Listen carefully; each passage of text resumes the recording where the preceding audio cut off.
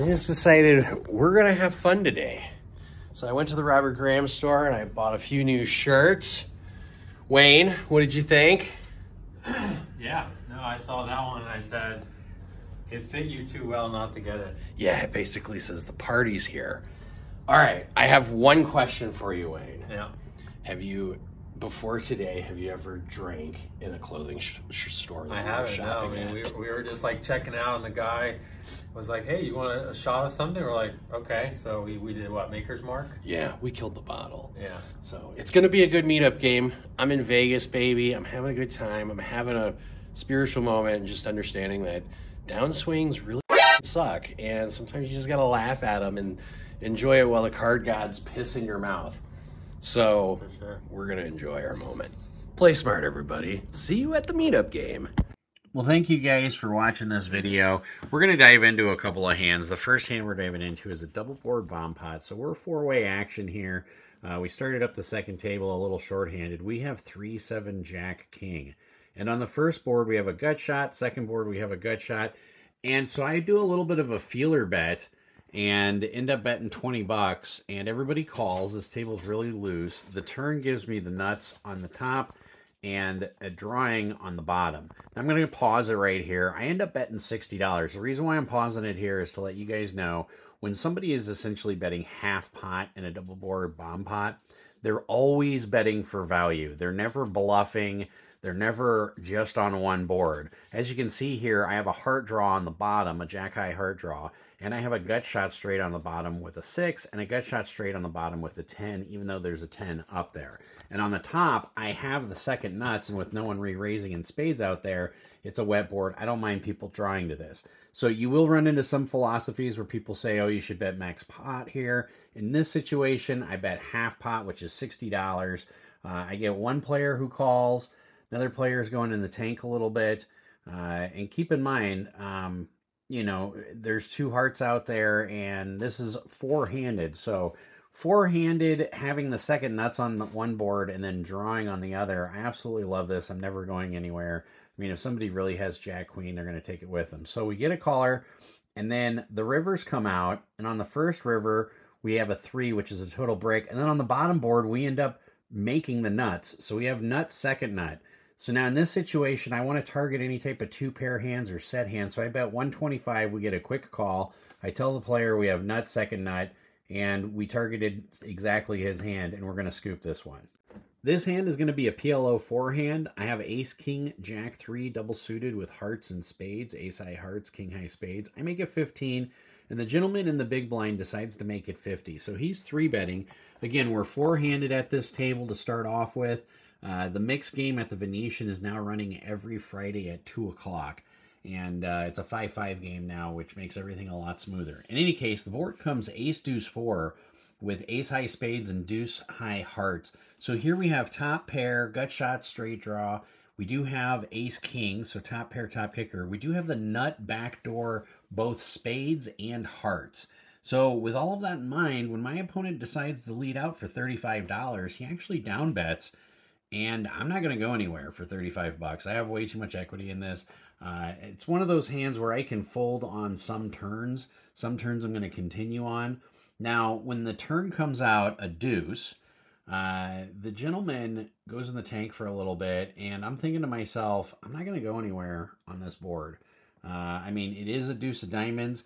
If he does decide to bet, he could be betting with a lot of ace X's with diamonds. He actually leads out for 125. And I'm like, well, he bet about 2/3 pot, which means he's got equity, so he's probably got some kind of combo draw. I'm just going to call and play pot control here.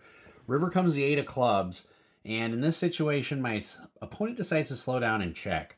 Now, you have two options here. I can either bet for really thin value and hope to get called by like ace queen, ace jack, or I can check back, because if I do bet for thin value, it's going to be like 150 bucks.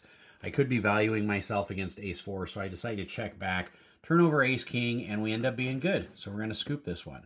Now, this next hand that we're going to look down at is going to be another PLO 4 hand. We look down at ace, deuce, deuce 3 with a suited ace, deuce of clubs. Now, there's a lot of limpers in front of us, so we decide to pop it up to $25. And now, this is not exactly the best play in the world. It is a meetup game, so I'm going to play a little bit more loose. I do have a suited ace, so it is allowed. I have pocket deuces. Not exactly looking forward to flopping a set of deuces, but if it's a wet board, it's something that I'll end up running with. So if you're starting off playing PLO, this is not exactly a hand I would play very often unless you're in position. Now, we end up going 4 ways to the flop. So there's $100 in the pot. The flop comes 10-6 deuce with 2 hearts. Now, when I see a flop like this, I'm going to go ahead and lead out for 60 bucks. I'm betting 2/3 pot. That should tell my opponent that I do have equity on this hand, and I'm probably not going to go anywhere. Now, the thing is I don't mind getting raised here, and a gentleman decides to rip it all in. Super wet board. If this was 10-6 deuce, complete rainbow, I'd probably still rip it all in, but I'd give it a little bit more consideration. We run it twice. First run out is a 6 and an 8, giving us a full house. Second run out is an ace and a 5. He turns over 7, 8, 9. So even though he ends up with a straight on the top board, we have a full house, and then he completely bricks the bottom board. So we end up scooping this one and taking down a nice $500 pot. So at this point, I'm up about $2,000, and we're only about an hour and a half into our session. And we look down at ace, king, deuce, 3 with a suited ace, king. I decided to make it $15. We go 7 ways to the flop, so there's 105 in the pot. So lots of players here calling a lot of wide ranges here. Flop comes ace, 3, 4 with 2 diamonds. So we have the nut diamonds draw, we have a gut shot straight draw, we have 2 pair. So when I see this flop, I'm going to charge maximum. I go ahead and elect to bet $105. I am expecting any set to call me, any type of 5, 6, 7 to call me. Anybody with deuce 5, they can call or they can raise. And I'm okay with that as well, considering the stack to pot size ratio here. The only person that has a decent size stack is the player in the 8 seat. So when we get down to the button goes in the tank, he decides to go ahead and pot it. So he likes to go all in. The normal pot would be 420 bucks. In this situation, he goes all in, which ends up being $410. So it's about a $305 raise. Now it gets down to the next player who's in the 8 position, and he decides to basically min-click it back. So he decides to make it 800 all day. Now when he makes it 800 all day, he has about 600, 700 behind. I decide to call. Now, you can make the argument that I should just rip it in here, and that's a perfectly fine argument. That's something that I think is very valid. The reason why I called is because I felt like if a 4 did come up, I could steal my this pot from my opponent. Or if a 5, 6, or a 7 came up, I could steal it from my opponent. Now, you may make the argument, Professor, it's rare for an opponent to fold if like a 4, 5, 6, or a 7 comes up if they only have $600 or $700. And that is true. In some situations, though, you are going to find it. So, and I'm not going to fold the turn anyway. So it's one of those things where if I hit, even if a diamond comes up, if he's going to pay it off, for example, if a deuce, a 4, a 5, a 6, or a 7 comes up, then he might even pay it off with a diamond. So in any case, we're going to go to the turn. We have a side pot that is about $800, and then the main pot's got quite a bit in there. When the turn comes up to 7 of hearts, my opponent decides to jam all in. Ends up being $650. Now, at the time, I did not know how much it was, but I asked for a count, and I'm going to make sure I get the right odds. And, essentially it's $650 to win $28.65. So I'm getting, almost 4.5 to 1 on my money. So I only got to be hit there. I got to have about 20% equity, give or take a little bit. So any diamond, there's 9 outs for a diamond. Plus there's 4 outs for a full house. It gives me 13 outs. 13 times 2 is about 26% equity. So yeah, I have the right equity here. I decide to go ahead and call. And then I say to both my opponent on the outside, because the outside pot is significant enough. The outside pot's $2,000 and the mid pot I think is like $1,600. I say, do you want to run it once or twice? And he says, well, you have a set in nut diamonds. And I say, essentially, it's a few less outs, but yeah, I have 2 pair with nut diamonds. And he says, let's run it twice. The other individual, I said, well, you have the option of running it twice on the main if we want to run it twice on the main. So we agree to run it twice both ways. River comes a jack of clubs, and then the second river comes a jack of hearts. so I lose both ways. So huge pot. You can make the argument to pick a better spot and fold, and that's valid too, but I still like it. So now we have a big O hand here. We have ace, ace, 10, deuce, 3, and this is what the mixed game brings. It's PLO4, an orbit of $10 double board bomb pots, and it's an orbit of big O. And keep in mind, the whole time there's a $10 small blind jackpot. And at one point we had it over $300. On the first night we had it over $250. But in any case, stay tuned for that, because this is part 1 of the Venetian meetup game.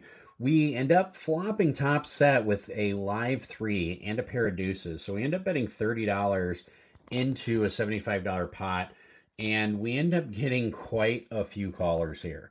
This is one of those situations where you're like, wow, we've got 1, 2, 3 callers, and I guess we're going to look and probably pick up a 4th caller here, which I don't blame them. And but having top set here, this is one of those situations where you want to proceed with a little bit of caution, because I could be getting free rolled. For example, if somebody has 3, 4, 5, they're drawing to half the board. When the turn comes out of 4 of diamonds, I am going to still maintain a little bit of pot control. I mean, I have top set. I do have a live 3. Not really going to go anywhere here. If somebody has 3, 5, I'm going to find out about it right now, and then I can go ahead and muck. But I go ahead and bet $60 into a $195 pot. So this is going to thin out the herd just a little bit more. And at that point, I can reevaluate on the river to see what we want to do then. First player, he decides he's going in the tank a little bit, and he decides on a call. So we do get one player to call. And it gets back to the next person, and they're going in the tank a little bit, and they decide to fold, and the next guy decides to fold. So now we are heads up going into the river, which is a great thing for me. Now the river puts out another blank. Because my opponent didn't raise on the turn, I have to assume he does not have 3, 5. So he might have a set of 6s here. He might have a set of deuces.